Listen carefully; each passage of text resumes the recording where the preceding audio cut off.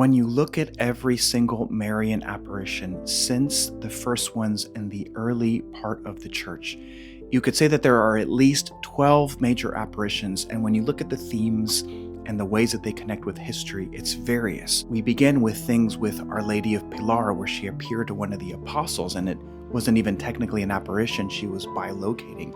Then we move on to what's known as the Marian era, with Our Lady of Guadalupe, Miraculous Medal, Lourdes, with Fatima, and we see these different themes of this particular devotional item, or healing water, or a call to conversion, which is probably the most prevalent theme in all of the Marian apparitions. But out of all of those Marian apparitions, there is one that is connected to purgatory, and it is one of the least known apparitions. We're going to get into that in today's video. I'm going to tell you its story. We're going to talk about the miracles of healings that happened there, and you will see the power of knock. If you would like to support this channel in any way, please do so through Buy Me a Coffee. Let's get right into it.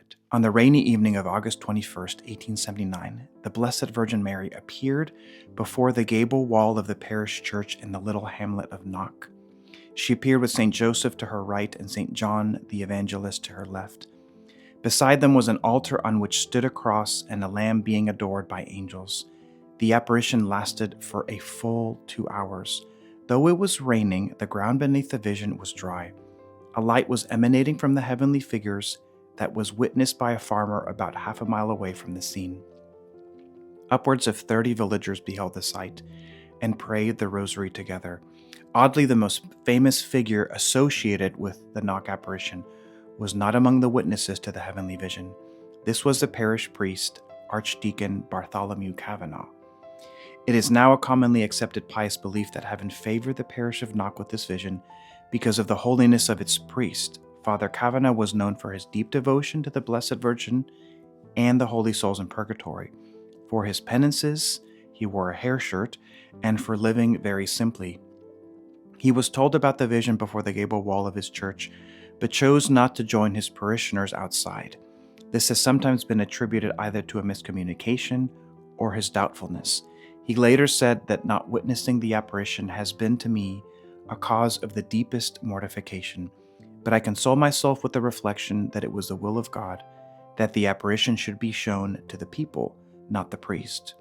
Even still, the pious belief in Knock today is that Father Kavanagh was frequently favored with visits from Our Lady in his own little cottage, and so knew well what was occurring but chose to leave the heavenly vision to be for the sole benefit of his flock. Indeed, many other miraculous manifestations surrounding him were reported, but he always requested those who observed them to speak of them to no one. Father Kavanagh was immensely devoted to the holy souls. He always saw this devotion as inseparable from his fervent devotion to the Blessed Virgin Mary, as she is the mother of her children, but above all her suffering children. Mary is a refuge of sinners here on earth, and she is also the helpers of the souls in purgatory. Some months before the apparition at Knock, Father Kavanagh began a special movement of prayer in his parish for the souls in purgatory. The poverty of the parishioners of Knock deprived him of the temporal help the payment of stipends for Mass intentions provides most priests. As a result, he decided to use a lack of intentions for Mass at his parish most productively. Father Kavanagh resolved to offer 100 consecutive Masses for the repose of the souls in purgatory that the Blessed Mother most wanted released into the glory of heaven. These Mass intentions were especially warranted. The Great Famine struck Ireland between 1845 and 1849 and left a massive loss of life in its wake. The last waves of the famine continued up until the time of the astonishing event that took place in Knock in 1879.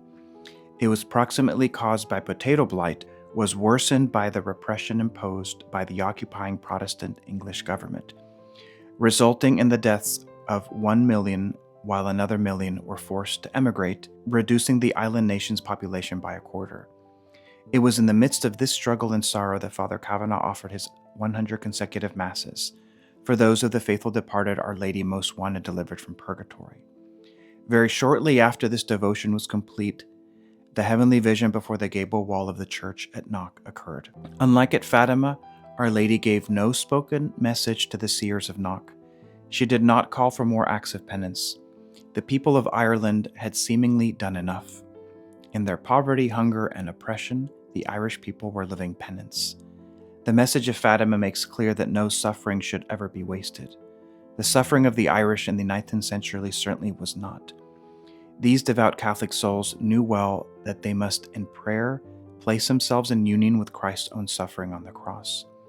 This offering of their sufferings and prayers at Mass for the souls in purgatory was answered in the vision outside of their parish church. Sometimes a message is too great for words. On that evening in Knock, heaven's greatest saints were out in the rain with the people. This was an unspoken message of love and solidarity with the persevering, faithful Irish in their time of suffering and sorrow. It was a light in the midst of darkness. This unfortunately little-known apparition wasn't even known well enough in its own home country of Ireland. Early on, people would flock and they would hear about it, but there were no major means of communication, and especially Ireland was a very poor country. It wasn't until some years later when Judy Coyne decided to put the story together to spread its message and to begin bringing pilgrimages from all over the world. At that time, people were going to Lourdes, they were going to Fatima, they were going to places that were more well established. Now, praise be to God, they have a new basilica and there are more and more pilgrimages there every day. This is not only a place of prayer and a place of peace and a place to remind us of the immense change that prayer for the souls in purgatory can have in our country, it's also a place of tremendous miracles. Now I want to share with you the first officially recorded cure that happened in the early 1920s from the Shrine of Knock. Back home, her condition worsened rapidly, and she was soon admitted to St. Vincent's Hospital in Dublin, where the American diagnosis was confirmed. There she was given a new plaster jacket, but it proved to be no help either.